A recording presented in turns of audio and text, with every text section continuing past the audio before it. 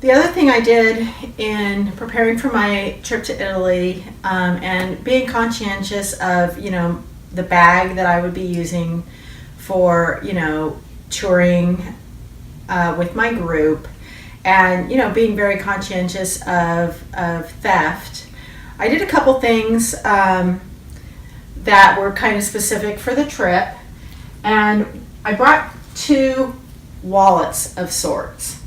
The first one was just this very simple wallet that has a slot for credit cards, but it has this little lanyard with a hook on it.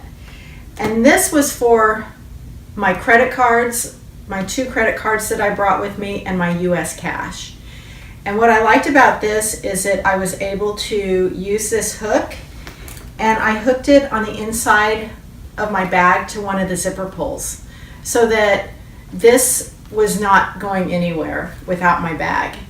And this had all my US dollars in it, which were separate from my euros. So this was safely secure in my bag the whole time. And of course, I only needed it when I needed to use my credit card or when I needed to exchange my US cash. But the other wallet I took was this little guy that I used for my euros. And this I just picked up at Steinmart. It had this little, insert thing, and some of the recommendations, that people have said about, touring Europe is to have kind of a fake wallet in case, that it gets stolen. And so with that in mind, I went ahead and I put in here like my Starbucks cards that were used, so that this would kind of have the appearance of being my credit cards, but it really wasn't. And I don't know if that made any difference or not, but that's just kind of what I did. And so that was in here. But this I used for all my euros, for the bills, and then the coins here. And that really helped to kind of keep my really important credit cards separate from the cash that I needed to access every day while I was there. So I did the 2 wallet system that worked great. Both of those were in the bag, along with, while we were on tour, my passport. This never left my person. This was just in the bottom of my handbag, kind of buried. The other thing that is great about this bag, I brought with me a small water bottle, really a child's water bottle that had a wider mouth. And that allowed me to fill up my water bottle at all of the fountains that are in Italy. And that empty water bottle was able to fit here in my bag. It wasn't very tall, so that worked out well also. As for my carry-on bag, what I like about this bag is it's so lightweight, but it's also just kind of humongous on the inside. It's not structured. You can crush it up smaller. And I also like that if needed, I could certainly, just dump this bag in there and put a bunch of stuff on top of it. I really never needed to do that. But what I did is I used a bunch of different bags to place in here. I always have this little bag that I take on the plane in my carry-on, and this has all of my plane snacks, salty snacks, and then of course gummy bears. I'm addicted to them. This little bag is where I kept kind of my plane essentials, my my earbuds. I also always take at least one of these microfiber cloths, and usually 2, usually one in my suitcase. But these are really great for cleaning your glasses. And I find that, if you wear prescription glasses like I do, between your, regular glasses and your sunglasses, they get filthy dirty. And so this is always handy to, on the bus, I would clean my glasses, I would clean my phone case. clean the lens on my camera, the lens on my phone for my pictures. So I always recommend the microfiber cloths. Also in here I had my just my little sleeper shades, and then earplugs, and then an extra pair of readers just in case.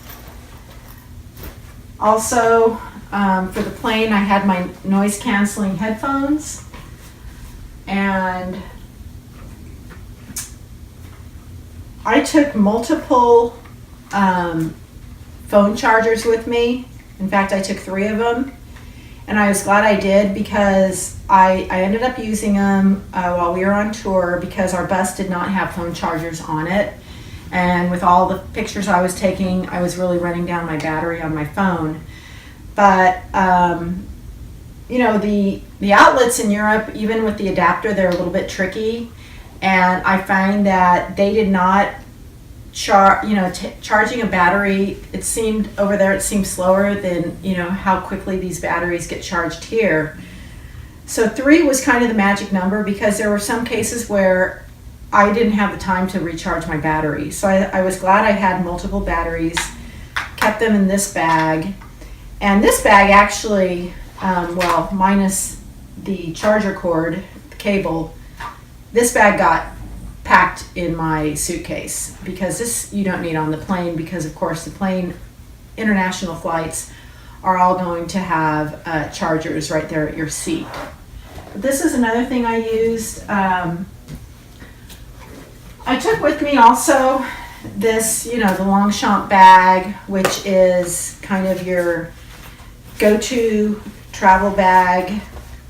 I ended up, though, honestly not using this. I don't think I really was, you know, while we were on tour, the Rebecca Minkoff handbag just worked so well, even though it was, you know, a little bit heavier than carrying that. I just didn't like how this was so lightweight and unstructured. But I will say that while I was in St. Mark's Square in Venice, I did wander into the Longchamp store, and I just wanted to see kind of not only these bags, but what else they had. And I will say that they had a version that was very similar to this bag, but in nylon, that I regret not buying. And I regret not buying primarily because the price over there was so much better than here. So they had a version of this bag in black with a long strap.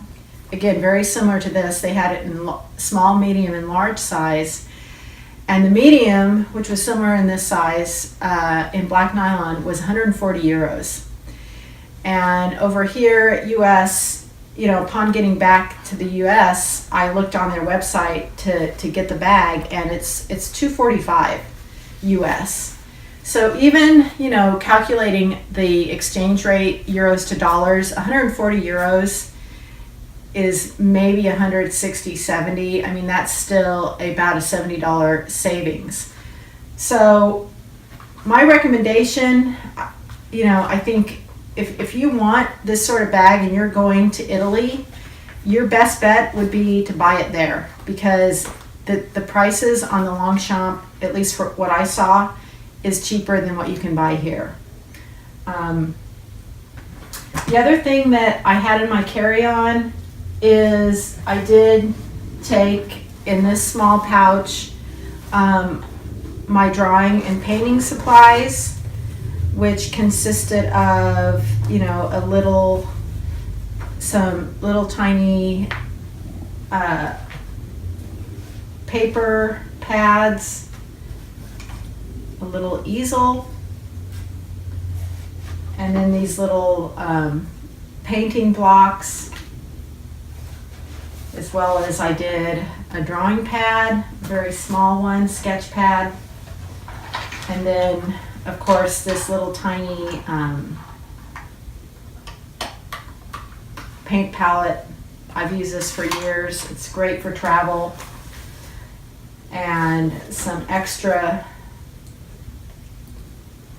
watercolor paintbrushes, and a pen and a pencil. Unfortunately, I only had time to complete one little painting because we were so busy touring. But I did end up using this stuff on the flight back.